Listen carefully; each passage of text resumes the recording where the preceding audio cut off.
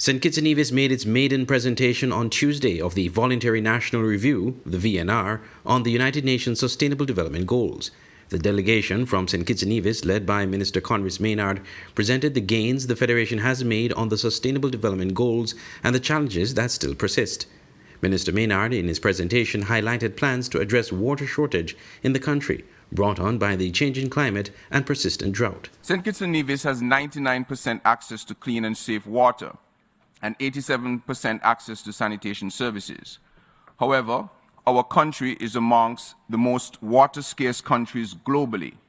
Water demand already exceeds supply by 27% due to expanding social and economic infrastructure and, importantly, decreasing annual precipitation with about 20% decrease over the last 10 years and 40% decrease so far this year alone, resulting in unavoidable water rationing.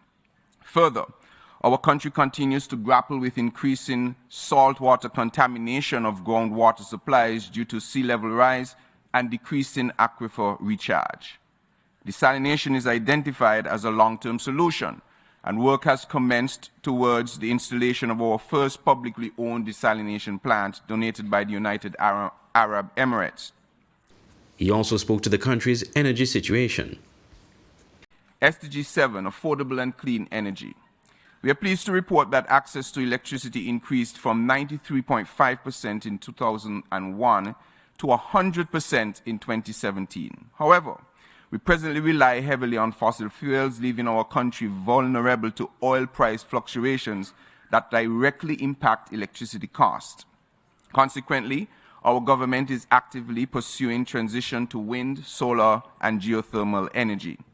In October 2022, we solidified a partnership with the CDB with the approval of a contingency grant of US $17 million to develop a geothermal power plant on Nevis by 2025 with a capacity of 10 megawatts, more than enough to meet the domestic electricity demand on Nevis. Consequently, interconnection of the electrical grids of both islands is now imperative. Minister Maynard's presentation was punctuated by a video presentation summarizing the various SDG gains. Here are some highlights from that video. St. Kitts and Nevis has made significant strides in implementing the 2030 Agenda for Sustainable Development.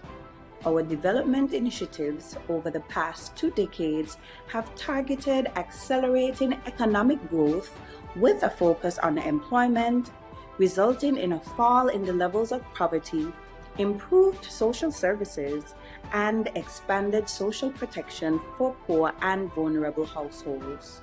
However, the pandemic caused massive disruption to people's lives and affected the implementation of the Sustainable Development Goals in areas such as poverty reduction, good health care, quality education, decent work, and economic growth.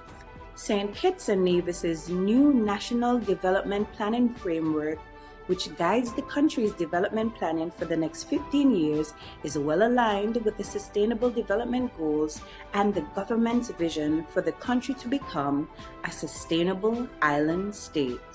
Members of the St. Kitts and Nevis delegation include Minister Maynard, Her Excellency Nerys Dockery, Permanent Representative of St. Kitts and Nevis to the United Nations, Ms. Cherylita Dorr-Tyson, Permanent Secretary in the Ministry of Sustainable Development, Mr. Oren Manners, Director in the Department of Public Sector Investment Planning, Ms. Ghislaine Williams, Second Committee Expert, and Minister Counselor in the Permanent Mission, VNR Consultant, Mr. Kevin Hope, Ms. Donala Laplace, Officer in the Ministry of Environment, and Mr. Kira Nichols, Youth Ambassador.